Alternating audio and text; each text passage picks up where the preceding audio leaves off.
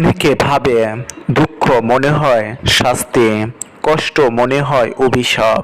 কিন্তু জানেন কি, দুঃখ আসলে একটি মহান উপহার। জালালউদ্দিন রুমি বলেন, দুঃখ একটি উপহার, এর মধ্যে লুকিয়ে আছে করুণা।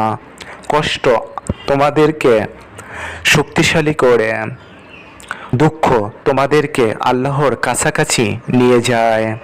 যখন তুমি কাঁদো তখন তোমার আল্লাহর কাছে দোয়া কবুল হয়, তোমার পাপ ঝরে পড়ে। প্রত্যেকটি কঠিন সময়ের পর আসে প্রশান্তি।